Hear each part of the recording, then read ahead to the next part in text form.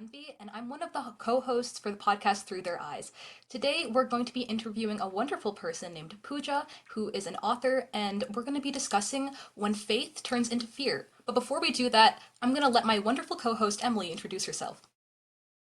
Hello, everybody. As some of you may know, my name is Emily, and I'm one of the co-hosts at Through Their Eyes.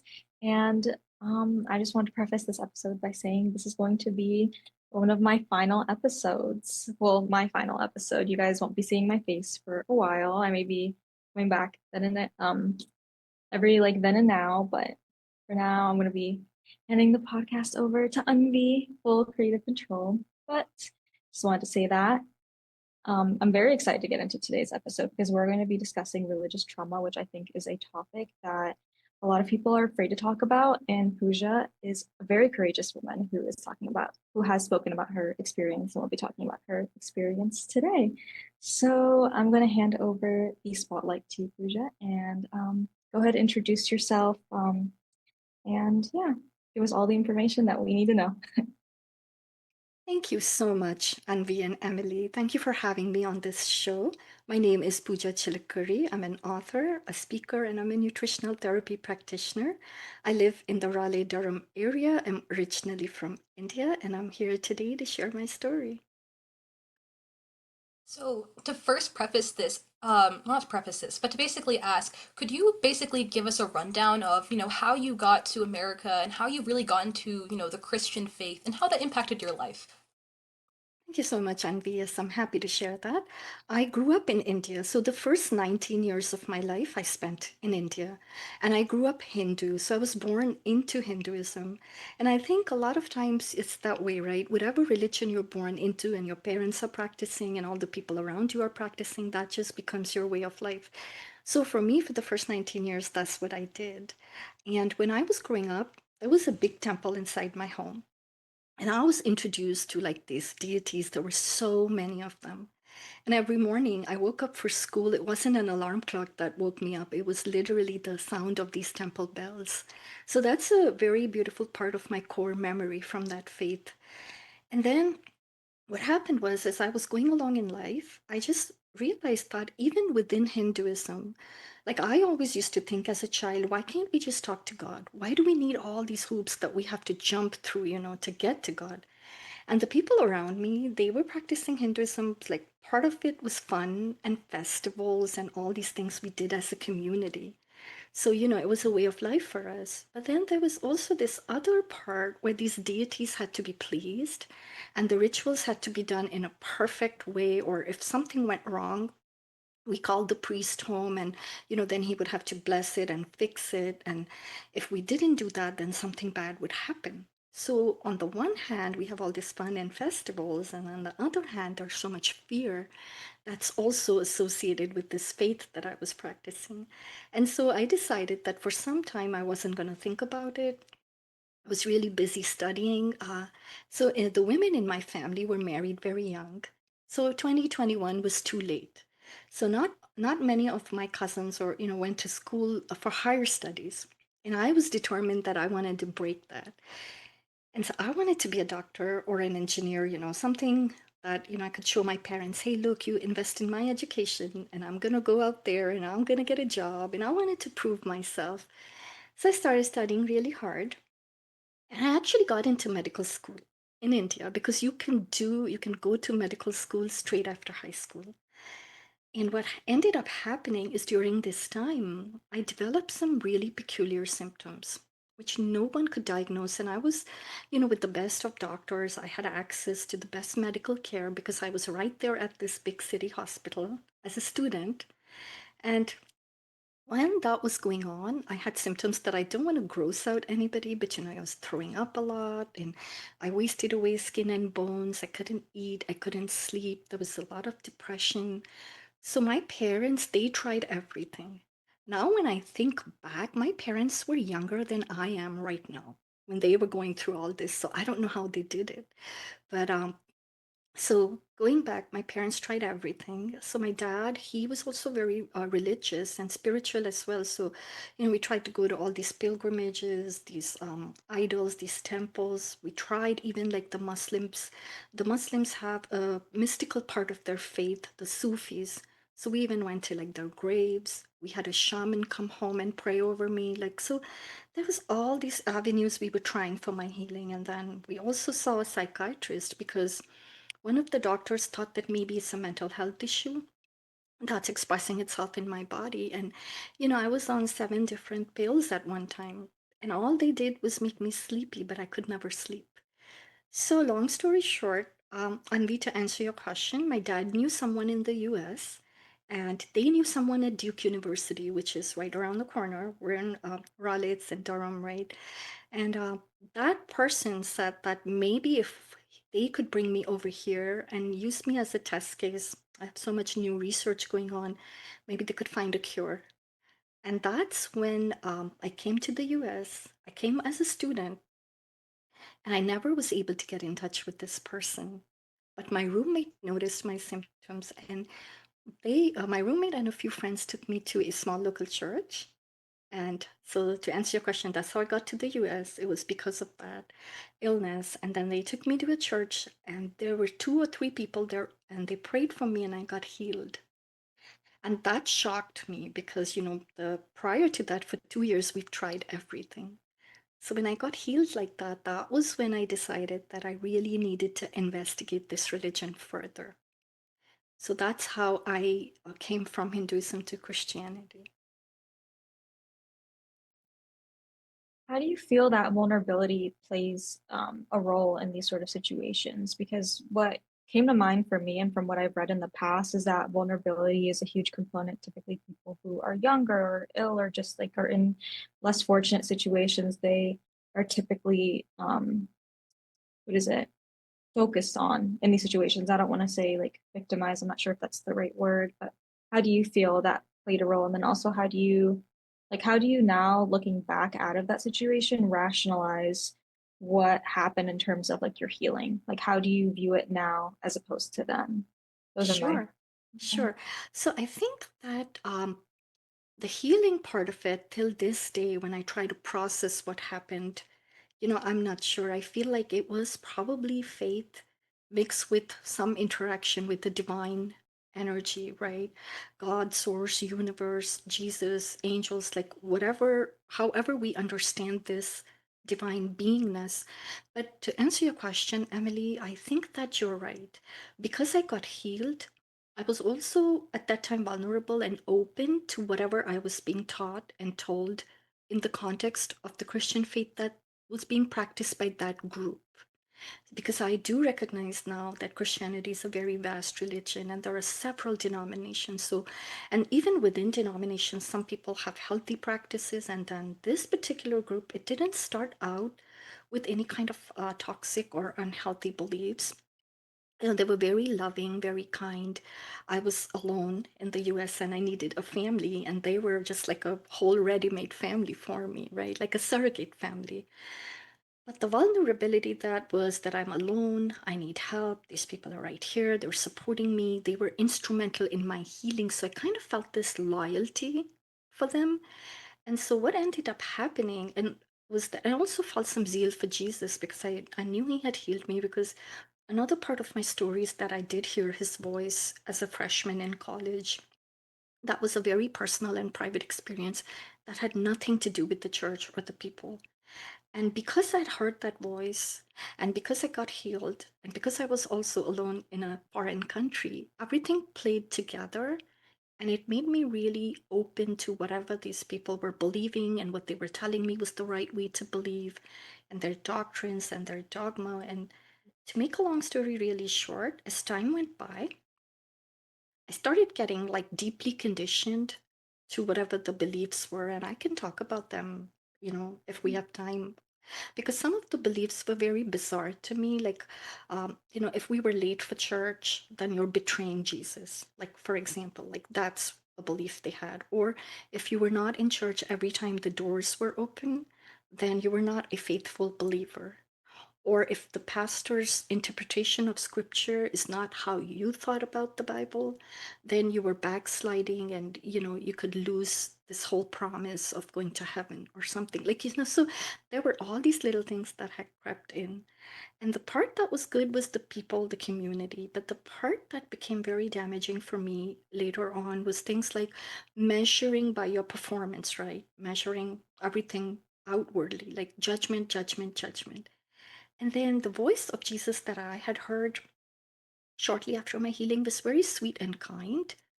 But what this group was telling me, they would quote verses from the Bible, like out of context sometimes, and portray this image of God that was very damning, very harsh, very punitive, very demanding. So those are the kind of things that started eroding my psyche. And I learned this feeling of helplessness because I was depending on them from the beginning. And now I was being told that I have to depend on them for prayers to figure out what is God's will for my life. And that's a kind of a that's a very dangerous territory because you lose your ability to think critically. And now you have other people telling you what God's plan or God's will, and they will never tell you like, oh, this is God's will for you. It would be more subtle, like through prayers and through, interactions and what they thought about the situation. So I didn't realize, to answer your question, Emily, how vulnerable I was to being manipulated. And even as I say that, I still don't believe that the intention for these people was that, oh, we're going to manipulate this girl. I don't think that was their intention. I think they thought they were doing me favor by teaching me the right way, that Yeah. this is the right path. And because they believed it. Yeah. So for them, they thought they were coming from a place of love. But it was very damaging to me personally because using scriptures to get me to do things that my soul was not agreeing for, that meant that I was betraying myself. Yeah, definitely. And I mean, I have the book right now, and it's wonderful. Everyone, you should go and check this book out. Um, but as I'm, listening to Pooja talk, I'm also looking through the book, and I noticed that there's a lot of lines in here which are basically resonating with exactly what you're saying. But I did notice on chapter 14, it basically states how, you lost a lot of your community members, and, as you said, you thought that they had no harm and you were genuinely trying to believe in them. But do you think this denial made it even harder to leave the community because you're in this new foreign place with absolutely like barely any contact with your parents, and as you said, these people are essentially your family. You have your kids here, you have your life here, you're married here, the church had your wedding, and through all of this community and staying here for, I believe it was 18 years, that's gotta be an extraordinarily difficult experience to leave. And so I guess my question, and building off of Emily's wonderful question, is how did you really deal with the community loss that you've, experienced after 18 years in a place that you called home? And honestly, that was the majority, if not all, of your adulthood. Thank you for that question, Anvi. Yeah, and I'll even preface that a little bit to just give you an idea of why I left. So I've been serving for 17 years, and I just really felt I served in the church, and my husband was serving too in a leadership and, teaching and choir and other things. So part of it was a physical burnout because the more we did, it seemed like more was expected. And this more that was expected, it wasn't so much that humans were expecting it. We were made to feel and believe that God was expecting more and more. And my husband had gotten sick with an autoimmune condition. And so we started hearing things like, because we were pulling back how much we were doing. And I remember this one church elder told us, because you're pulling back, that's where your husband is sick, like as if God is punishing us. So, there were all these different kinds of really scary messages that I was getting. And one day I remember going to church and there was a Bible study going on, and they were playing the video of somebody. It was some preacher, it was not our pastor, and this guy was saying, if you have a bad attitude, God is going to destroy you. And it was a whole lot of fear mongering, right? And something snapped in me, and that was the day that I had enough. And I came home and I said, you know what? I don't want to be a Christian. I don't want to go to church. I don't want to be religious. I want to be an atheist. Like I had had it with religion because Hinduism too, you know, when you go deep into it, as what the priests were saying, they were fear mongering also. So I was like, you know what? I'm done. And then I came home, and that's the day when I remember having like a nervous breakdown. And I felt like I had this experience with Jesus, which was very personal, which I felt a very kind presence, and if somebody touched me, and I felt this overwhelming sense of love. And the irony is, I hadn't felt that way about Jesus in a long time. Because in church, the Jesus that I was kind of forming in my mind was someone that I wanted to run away from, you know. And so to have this experience in my closet, which I talk in great detail in the book, so I'm not going into the details right now, but when I had that experience, I realized that Jesus is very kind. And I thought, if I keep going to church, I'm going to lose whatever faith I have left. And I know that sounds kind of ironic, right? It kind of counterintuitive, but that's exactly why I left. I left to save my faith. I wanted to believe in Jesus, but I refused to believe it in the context that I was being given and told. And so I when I think, left, oh, sorry. oh no, I was just going to say, I think that's a beautiful sentiment. And it's something that I thought of a lot, just that sort of dichotomy between church and then personal belief. Because I know you mentioned that you have this like personal, like these personal moments with like Jesus. And I think that's very interesting because the way that I've always, well, the way that I've come to conceptualize religion is that your relationship to God is unique and it's individual. And sometimes people worship in ways that may not be like extremely consistent, or they may not be like constantly going to church. Like people have their own sort of people have their own relationship with God. And I think that's allowed. And I think people should be allowed to nurture that relationship in the way that they see fit. Because I think with church sometimes like there's sort of like these issues of like hierarchy where like people feel the need to be like, oh well, I'm a better Christian than you, I'm better like this than you, and they sort of like use the rules that are set as sort of a way to weaponize them against other people. And it's sad because the way that I like personally see God, like I'm also Christian Catholic, um, is that I've always felt that God was kind. I genuinely like do believe that. And I think it's so sad when people sort of use God or use like any sort of testament to like spew hatred or to make people feel bad about themselves, because that's not what it's supposed to be about. I've always felt that the whole point of faith is to have something beautiful and to like harness that. Like I've always like conceptualized it as, like God is love and we should always act in love. We should always treat each other with respect. So yeah, I just wanted to say that, but Thank you, Emily. Thank you. Yes, I totally believe that. You know, it's been 15 years since I left, and I had 15 years to process my personal relationship with Jesus and God. And you know, it's given me a much more universal picture of a much more universal God, because we tend to put God into our box and our tribes. And you know, Anvi, to answer your question, when I left, the loss of community was significant, because one of the things that happens in a group, which is very, where you have leaders that are very controlling, you learn this dependence, you learn this helplessness. You feel like you cannot exist without them. So all those muscles I hadn't really developed. And plus, when we were leaving, we were also told that we're turning our backs on God's work. So God's wrath was going to come upon us. So imagine I'm going to leave this community. I'm going to be in a space where I have to figure things out on my own while having this fear that God would punish us, right? And I just look back and I just thank God that I had that presence of Jesus to sort of keep assuring me that it was going to be okay. It was going to be okay. But I think the first 2 or 3 years, I experienced a lot of depression and a lot of vacuum. Like, how do you fill like a whole space like that? You don't just get a new community overnight, right? Plus, I wanted to take my time. As you said, Emily, I didn't want to just go back to another church and then just play that same story out again. I really wanted to take the time to evaluate who I am, what I believed. And, you know, in the last 15 years, I found that I don't believe just one thing. Mm. Whatever resonates from different religions and different spirituality and different philosophies that resonates, I'm just collecting them like a treasure, like treasures in a chest. I'm Definitely. still, But I just wanted to add and state that, like, right now, I think every single episode here and there, I'll always bring up, like, some type of history thing. Emily already knows about this, but right now we're learning about, in A Push, we're learning about, different colonies and their different religious beliefs and whatnot.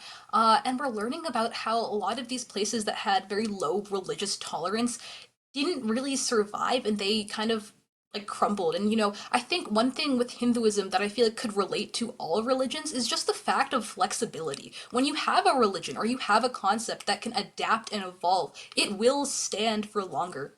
So I feel like, as you said, taking that meta-analysis of all those different religious beliefs, and then also those different like philosophical beliefs, I'm so sorry, and then like adding that together into making your own religion, but still taking a certain pathway. I think that's beautiful, and that's just what I wanted to butt in and say. But you can totally continue with what you were saying.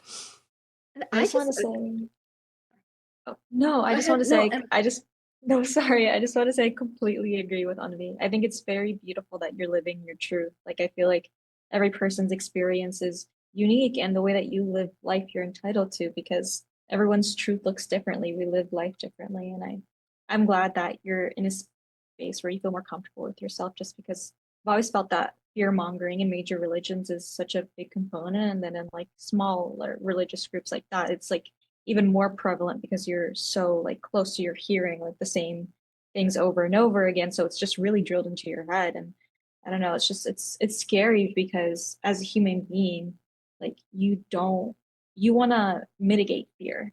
So because them saying, oh, like if you leave this is going to happen, like naturally that's terrifying, and you're like, okay, I'm going to stay put. But the fact that you're able to fight against that, like, it takes a lot of strength, especially when you were put in that situation at such a young and impressionable age. thank you. Thank you for saying that, Emily. It's been a very long road.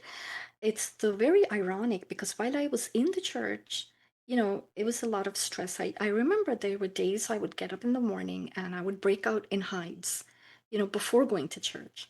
And it took me a while to make that connection that my body was stressed.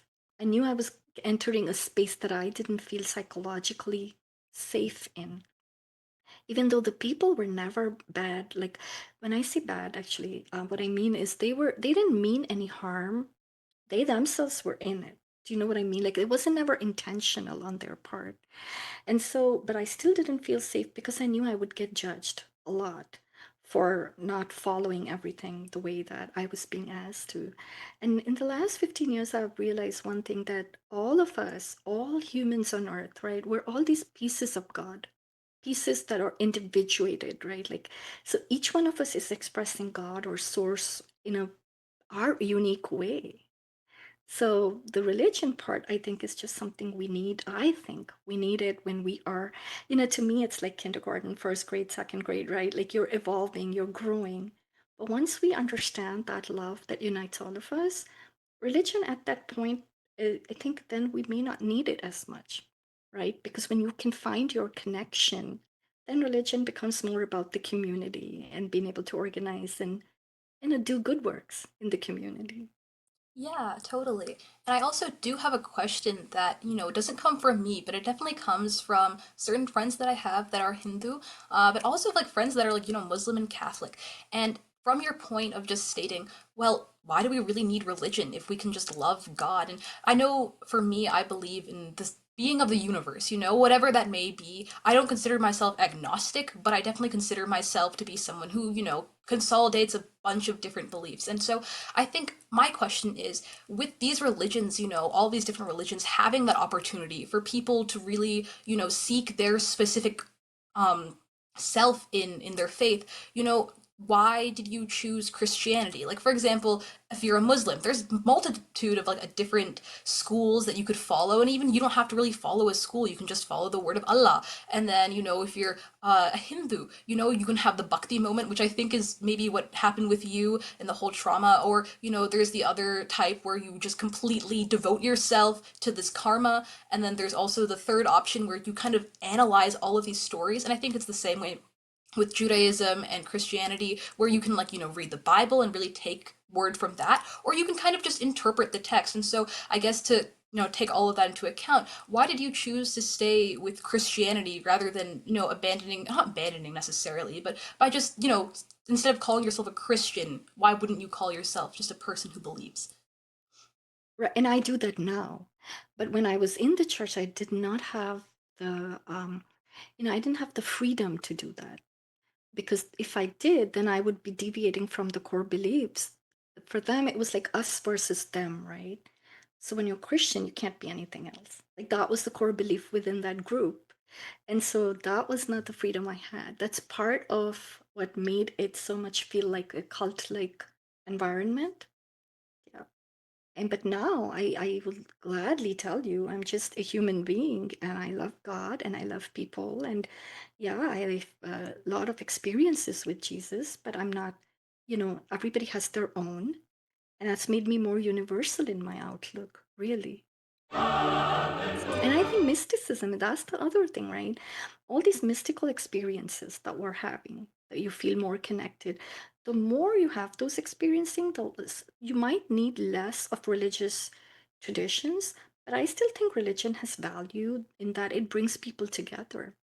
It does, Some of the most purposeful work I ever did was through that church. Because as a team, you could do so much more for the community. So. I have a question before we switch over to our segments. I wanted to ask, how did sort of your evolution with this community look like? Like I know you said at first you didn't, it was just very warm and welcoming, and then slowly like it sort of like devolved. And I'm curious because normally there's this thing in psychology. Here I go with psychology, but I forget what the proper term for it is, but normally the first impression that somebody or something makes on you sticks. So even if some later action sort of undoes that or sort of acts against that, it's very hard to sort of deviate from what you initially thought. Like you are stuck on that naturally. So I'm curious, was this like warmth sort of something that like you solely felt like within like the first few weeks, or was it something that sort of like devolved slowly through the years into something that you just weren't so glad with? Thank you, Emily. That's a good question. No, the warmth and the love lasted a really long time, which is why I stayed for a really long time. But Mm. what started happening is I started awakening. Some of the things that I was hearing, and I'll give you a very classic example, right? If you're not a Christian and you don't have these exact beliefs that we're believing, then God is going to send you to hell.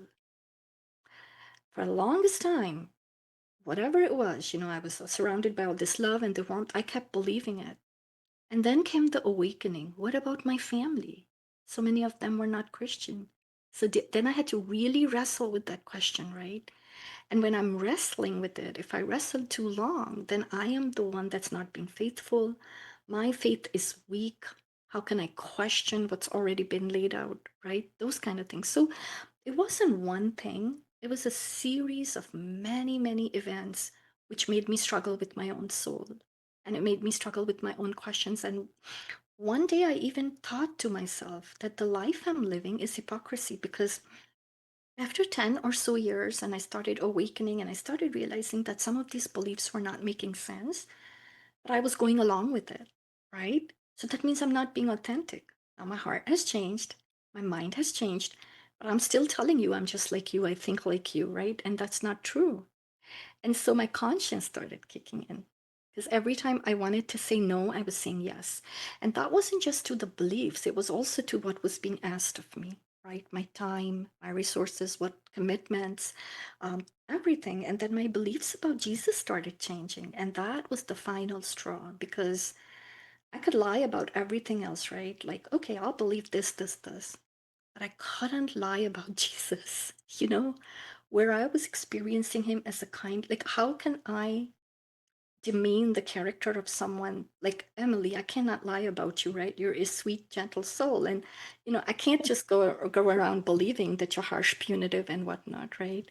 So once I started experiencing Jesus and I started seeing that contrast, my conscience really kicked in.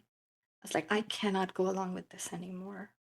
So, Thank you for the kind words, which I really appreciate oh, it. And I just want to say, like, I am like shocked, and I can't imagine like what that cognitive dissonance feels like, just because it's so distressing to feel such a stark difference between what's inside versus what's going on outside. And like naturally, as human beings, we want to balance that. So yeah, I can't imagine like bodily how that feels. Like I know you mentioned like you would break out in hives, and that only goes to show how like intense that physical stress was, that it was like manifesting externally.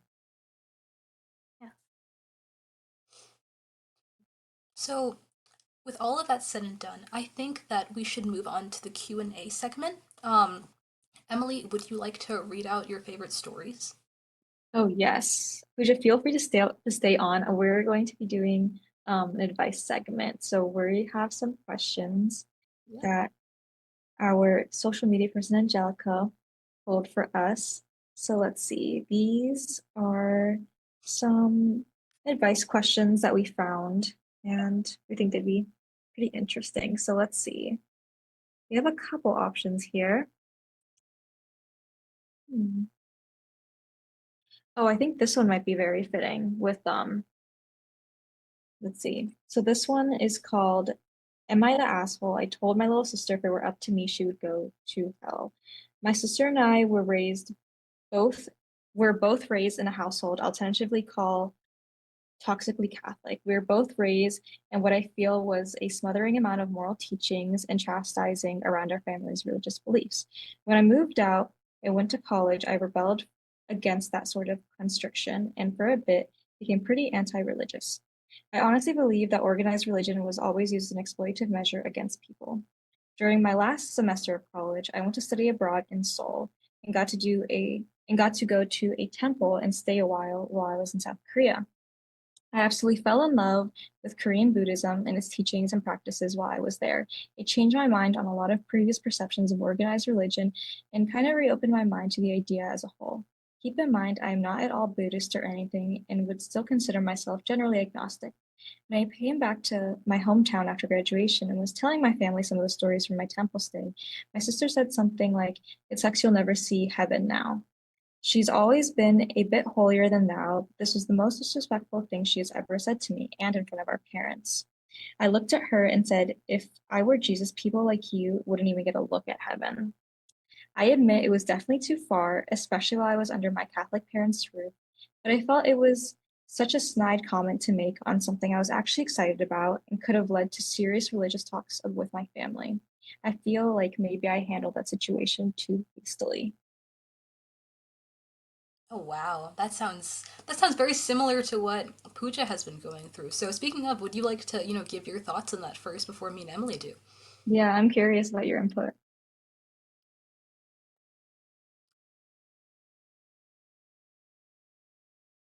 So this is what led to my awakening, right? This whole thing, heaven and hell. So we were told that for years and years. I believed it, like I said, for the first 10 years, and I look back and I think, how could I have believed that? How? Some of the nicest, most sweetest people in my life, please don't tell me that God is gonna send them to hell just because they don't believe like you do, right? So this person's story, it really struck me what her sister said, because that wasn't her sister's judgment. That was what her sister, it was a learned judgment, right? That's what her sister had learned from her religion, from probably her parents, her environment. Um, and, that was the most difficult part of my belief that I had to deconstruct and rebuild. And now have a completely different outlook on heaven and hell. But I won't take up the space here to talk about it, because I actually interview people on a podcast where people have died and they've left their bodies and they've seen things and they come back. And this whole concept of heaven and hell, if you understand it in a broader perspective, those are states that we create.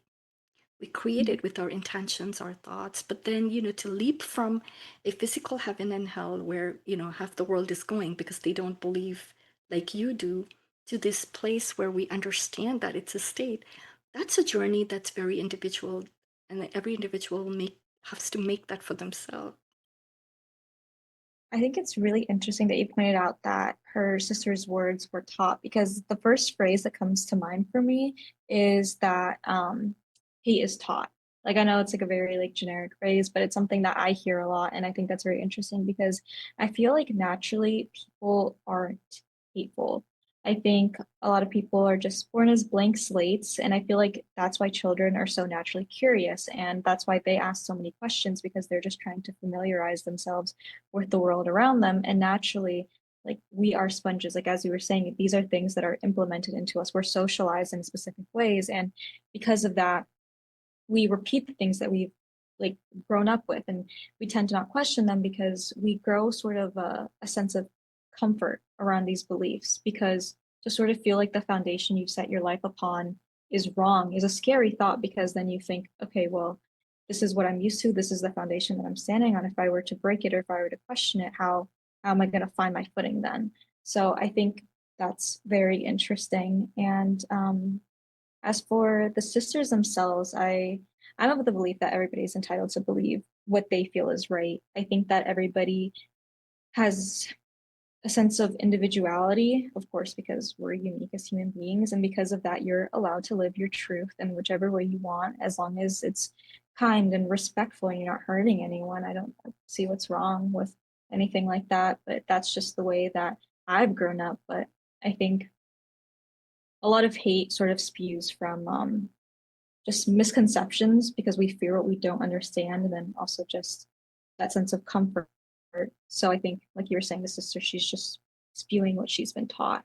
Like she doesn't understand because she's been conditioned to think, oh, this is the other, this is like wrong. And like she doesn't have a personal understanding of it. Like I'm sure that sister, she doesn't have any friends who are Korean Buddhist, or she doesn't have friends that are Buddhist in general. And that's probably why she lacks understanding, because it's easier to hate something when you can't humanize it, when you can't like attach that title to somebody that you have like an affinity for. It's so easy to hate it. Like I feel like that's such a big thing in propaganda, where um when you're made to hate a certain group, like you are made to dehumanize them, so that way it's easier to feel this sense of malice, because when you empathize with somebody, you view them as human, you see them as that equal. So I think that detachment, like on top of misconception, like can sort of manifest as hatred, like especially when you've been conditioned with those beliefs. So Yeah. I'm so sorry about that. My throat is like dying. I think everyone in North Carolina has a cold right now. Uh, but yeah, building on what Emily said, like she's totally quoting what certain points that she made from our previous episode where we talked about, nurture and nature, and y'all should check that out if you want to dive into that topic more. But I 100% agree with Emily. I think that building off what she said, I think religion was meant to be a societal thing in the beginning because you want to build a society and a group that will, do all these things and build all these things to ensure the survival of humanity. And I think that it had very pure intentions. It was like a way out of the metaphorical jungle that is life. But I think at some point, some people with maliciousness, they tainted the religion to be a very specific thing where you, as Emily said, dehumanize others, or you very much single them out. These people don't seem to be made of the same flesh and blood as you. They seem to be below you. And you can see it throughout history how certain people, they have this holier than thou perspective and personality that, the person was stating that their sister had.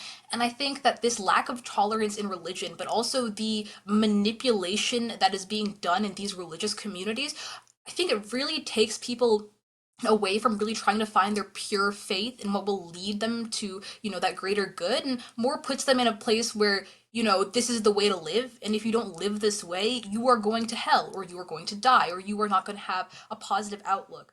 But what do you guys think on that? All of those things kept in mind.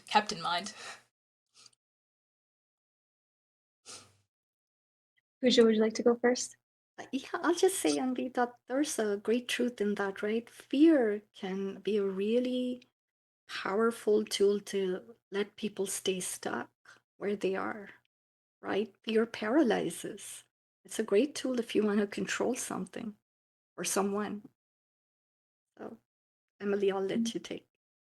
No, I completely agree with that. I mean, we see fear tactics being used all throughout history, and it's such a common thing because, like you said, it paralyzes and people feel the need to stay put. And I think a lot of hatred is rooted in fear, just because people are, like I was saying before, they're scared of the unknown. Like if they can't understand something, like that's scary, especially when it's something that you've been conditioned to believe threatens your beliefs. So then you go on defense because you think, okay, I need to protect my beliefs. I need to stand my ground. I need to defend what I have been comfortable with, what I've grown up with. So I think that's a really big component of it. I think with hatred, I think it's such a complex emotion. Like I think a lot of people sort of simplify it as just strong disdain, but I feel like there's so many levels to it and there's so many factors because with a lot of I think with a lot of people who have sort of like a bigotry towards like religious groups or like any other sort of like groups, I think a lot of it just stems from misunderstanding. I think that's largely what it is. I think I generally think that like if people got to know somebody and like of a different group that they would grow sort of like an affinity towards them. Like let's say like they befriended somebody and then like of a different religion. And then um I think through that sort of like camaraderie, they would like that disdain would sort of like go away. Because like I was saying before, I think when you humanize people and when you come to understand things and realize they're not as threatening as they are, you're like, okay, this isn't so bad. I think a lot of hatred is really just misunderstanding and just fear combined, really. Yeah, I think that when you put your feet in their shoes and you look through their eyes, maybe you'll find, them and their true personality that really goes beyond all of these, components that Emily was talking about. Um, I'm not sure if we have time for another or if we want to just let Pooja, give her final sentiments on, what exactly she'd like to tell people going through a similar situation or just like, about her religious experience and whatnot. So I'll let you guys decide. Yeah, Pooja, if you have any other words before we move on to our next segment or any words of wisdom for this young woman, feel free. Thank you, Emily and Anvi.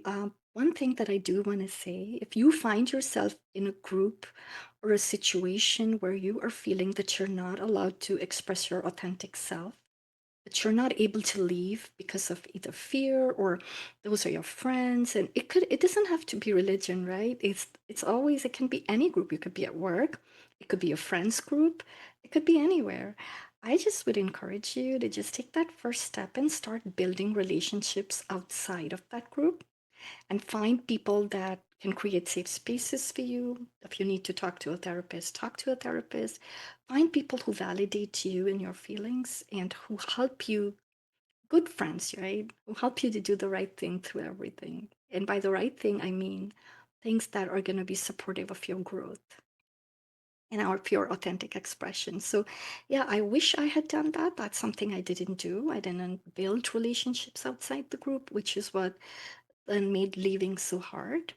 But if you find yourself that, and always, if you feel like you're getting like, and I will use the word addiction very loosely here, but for me, I was addicted to going to church on Sunday because if I didn't go, I had like these withdrawal symptoms, even when it was causing me stress. I felt guilty for not going.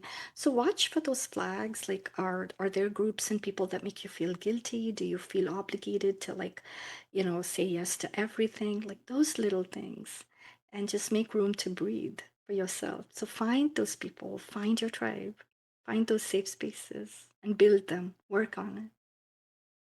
Thank you so much for sharing, Pooja. Truly, your story is very beautiful, and the way that you conceptualize things and have grown from this experience is like truly, truly admirable. Thank you so much. Thank you. Well, we're going to be doing our media segment. So, like I said before, feel free to stay on. Our media segment is just when we talk about um, any media that we've been consuming recently. It can be any books that you've been reading, any shows that you've been watching, music that you've been listening to, videos that you've been watching, like anything that you would like to share, like in regards to that, you can feel free to share here. It's really just so that we can give recommendations, talk about things that we personally, well, things that have piqued our interest. And yeah, so shall I lead? Yeah, go ahead. Okay, well, I've been reading The Hunger Games. I've been really into that lately. I am on the third book now. I sort of blew through the first and second book. I absolutely love it. And I think last month was when I watched all of the movies because I was just so invested. But it has certainly turned into my favorite book series of all time. I genuinely think it is so well written. And the way that Suzanne Collins just is able to make like the way that she's able to sort of integrate such complex and sort of minute details is so beautiful. Just because it's so obvious that she's very well read. And I love that. And I love how even like small details that have significant meaning. And I love when projects or like movies or books are written in a way in which everything is done so thoughtfully and with so much care and tenderness. So that's really big for me. And then in terms of shows, a little bit more lighthearted, I've been watching Wednesday because I love the Addams Family. I've always loved the Addams Family. You guys might not know this about me, but when I was a kid, I was Wednesday for 3 years in a row for Halloween. And then the following 2 years, I was Morticia Addams. So I love the Addams Family, and that's I've been doing that as well, working that in there with my schedule. But yeah, those are the main things that I have been consuming lately and have been on my mind. But yeah. Yeah. Pooja, would you like to go ahead and say your things if you have any, like book? Yes, sure. So the shows that I've been binge watching, I love murder mysteries. So I've been binge watching Midsummer Murders. There's 23 or 24 seasons, so I have plenty to watch. Plenty to watch. Wow. And and the book I'm reading has nothing to do with murders. I'm reading The Universal Christ by Richard Rohr, and it's a whole different take on Jesus, so it has my interest right now. Have you read The Alchemist by Paulo Coelho, Abuja? Yeah, Yes, I was like, I yes, feel like you would love that. So I mean, it's a classic, yes. so I was Yeah. assuming you had, but oh my God, stop. I have the Alchemist. I think we're all Alchemist like Yes. enjoyers. Yeah. Yeah, Mhm. love it. It's great. Yeah. Um, I wanted to share that I've been reading more political books because that is my interest, and I've been reading Why We Can't Wait by Martin Luther King. And it's great. It's really awesome because you can see like his perspective on a multitude of like different things going on, but in the civil rights movement, and how the black man compares to the white man. There's a whole like lot of things that I feel like I'm gonna have to take an entire episode to describe. So I'm just gonna say that it is the winner of a Nobel Peace Prize. And it's written by Martin Luther King, so I think y'all should, give it a shot. It's a great book. I'm rereading it, so that's why that little part is, there. And then I'm also reading a multitude of these books, so I'm gonna go like really quick. This is Mice and Men of Mice I and Men. have that. It's a great book. This is The Catcher in the Rye. I Love love it. it. I love This it. is this is the best book ever. Man called Otto. I think I've Oh, heard of that one. and the books fell. Yeah, You know what I think you the would man. really Yeah, love? it's a really really good book. You know what I think you'd love, Anvi? I feel like you'd What? really love this one book. It's called The Five People You Meet in Heaven. It's so good. I read it when I was I think I was like 12 when I read it. I read it a long time. I read it like 10 years ago. Yeah, because I'm gonna be 22 in like a month. But yeah, I read it like 10 years Oh, ago. It's such a good book.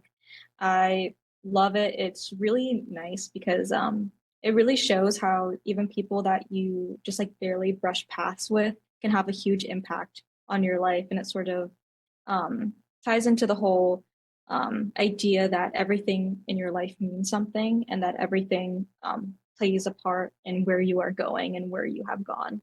And I think that's a really beautiful concept. So I think that's a great read. I feel like you'd really like that. yeah, I'll totally check it out. There's also another book, and it's called A Short Stay in Hell. And I want to read it so bad. I think like the prospect is kind of like this guy, and he reads a book, and then he's in like this state of limbo, and he's trying to get his way out of there. I'm not too sure. I've heard about the book, and I'm like, this is awesome. I really want to read this. But yeah, those are just like some books. And then for music, I think we forgot the music aspects, but it's okay. I've been listening to a lot of Japanese breakfast, which is just like a random band. I know Pooja just gave me the face of like, what is that? But it's like this indie like pop type of band, and it's really cool. Right now I'm listening to like Posing for Cars, and then I'm also listening to Mm, Paprika. But yeah, let's so see. that's what I What have to give. I've been listening to a lot of popular music. I love underground music though, and I love when bands have like super random names like that. Like I love it so much. Let's see. I really like the Backseat Lovers. They're a bit more popular now though, but I love them. When I was in high school, I loved them so much. But I've been listening to a lot of popular stuff recently, not gonna lie. So I can't really offer any low-key suggestions, but I've been listening to a lot of Somber and the Marias. So yeah, that's really what I've been listening to. And of course, Conan Gray. You guys know I love Conan Gray so much. I actually am gonna go see him in concert in like 3 weeks. Oh So wow, I'm very excited about that. I'm very, very excited about that. that's awesome. Um, let's see what else I've been listening to. I have to check. Let's check my on repeat playlist on Spotify. Let's see what we're getting here. Yeah, we're getting a lot of Somber, a lot of Conan Gray, some SZA, the Marias, as I expected, some Hosier, Oh wow. and one Ariana Grande song. And then this one French song that I really like, and I can't pronounce the name. What's the Ari song? Dandelion. Girl, okay. That is a nice one. Yeah. What about you, Pooja? What have you been listening to, if anything? Yeah. Okay, Anvi, I'm probably going to be very boring here. Most of my playlist is like this deep focused meditation music. That's okay. It's Super boring, I know. no way, yeah. Do you guys like reading with music, or do you kind of just like reading as it Mhm. is? I don't think it helps me. I feel like I just can't focus with music. But what about you guys? I think it really depends. Honestly, I don't normally listen to music while I read because normally when I read it's like right before bedtime, so I can kind of like lull myself to sleep, but then I always end up falling asleep with my book on my face. So then that's not fun. But if I want to sort of like romanticize my life, I'll put on a vinyl while I read, and then I'll just sort of like do that. What was I listening to last night? Last night I was listening to Born to Die. I was listening to Born to Die by Lana Del Rey, that album on vinyl while I was doing some homework. I wasn't reading. I didn't get to read last night, unfortunately. I was up last night doing my French homework until like 1 in the morning. Yeah, but that's awesome that we all have like, different things that, are vibing. Yeah, so if anything else wants to be added, or, we can just end it here. And Emily's last episode officially, which is a Yeah, big deal. It's been a yeah. year, I'm Emily.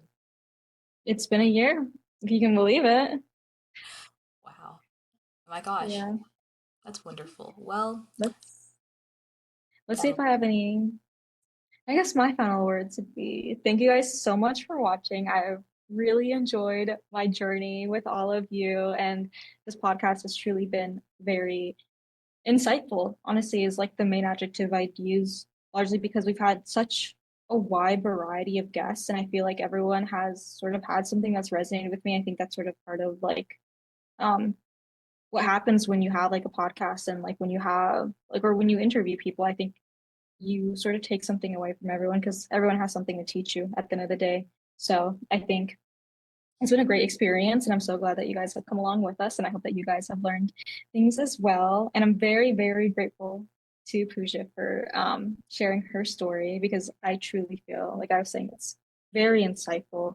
And I think her truth is very beautiful. And I'm so glad that we could give you one platform to share it. And then also thank you to Anvi because she has been the best co-host ever.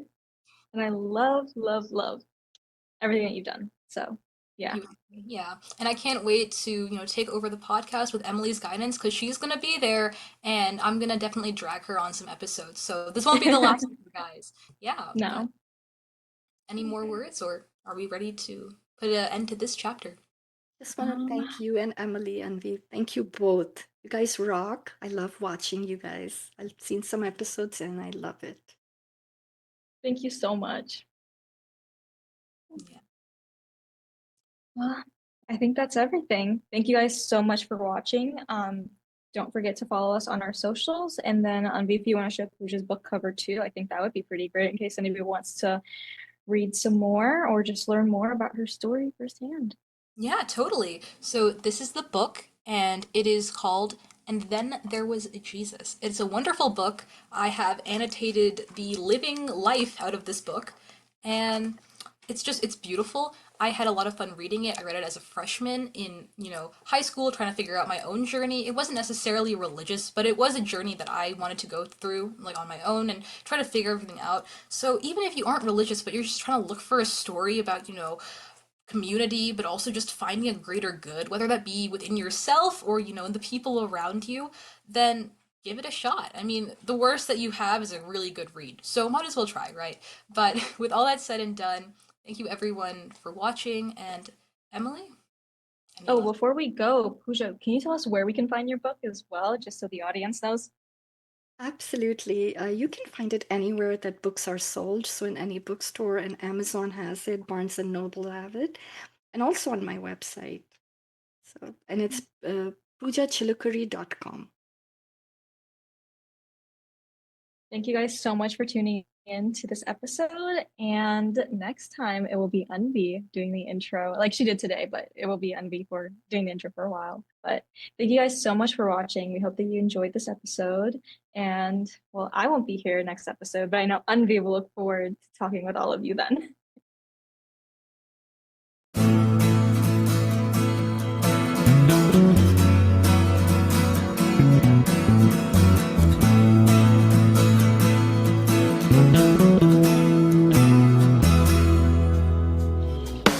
You are tuned to the Nissan Communications Network. If you tuned in too late, you can always watch each program in its entirety or download an MP3 audio file of it in the archives section at nissancommunications.com.